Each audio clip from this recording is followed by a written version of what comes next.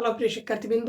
তো আমি আজকে যে ভিডিওটি করতেছি এটি মূলত যারা ১৯তম শিক্ষক নিবন্ধন পরীক্ষায় কারিগরি থেকে বা ডিপ্লোমা যারা কমপ্লিট করেছেন, বিশেষ করে সিভিল, ইলেকট্রিক্যাল, মেকানিক্যাল, কম্পিউটার ইত্যাদি যে ডিপার্টমেন্টগুলো আছে ওখান থেকে যারা এই ডিপ্লোমা কমপ্লিট করেছেন এবং ভাবতেছেন যে আপনি একজন শিক্ষক হিসাবে নিজেকে তৈরি করবেন, তো তাদের উদ্দেশ্যে এই যে ১৯তম নিবন্ধন পরীক্ষা, এই পরীক্ষায় যে সিলেবাস আছে ওই সিলেবাসে বাংলা থেকে 25টি এমসিকিউ আসবে এবং ওই 25টি এমসিকিউর যে প্রায় 22টি এমসিকিউ আপনার এই টপিকগুলো থেকে আসবে।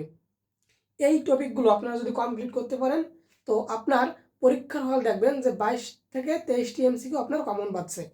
এবং এই টপিকগুলো আপনি কিভাবে পড়বেন?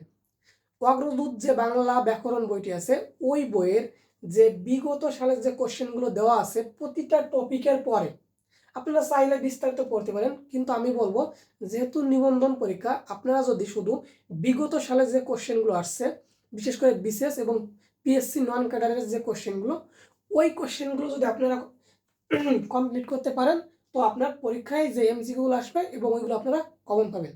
এখন এই টপিকগুলোর মধ্যে দেখেন দুইটা পার্ট আছে, একটা আপনার ব্যাকরণ অংশ এবং আরেকটা আপনার যে মুখস্থ যে অংশটা আছে এই অংশটা। তো এই অংশটা আপনারা কমপ্লিট করবেন এবং আমি আমার এই ইউটিউব চ্যানেলে আমি এই যে টপিকগুলো আছে বিশেষ করে ১ থেকে ৬ পর্যন্ত এই ৬টা টপিক কিভাবে আপনারা খুব শর্টকাটে মনে রাখতে পারবেন তার একটি ভিডিও আমি আপলোড করব। ধন্যবাদ।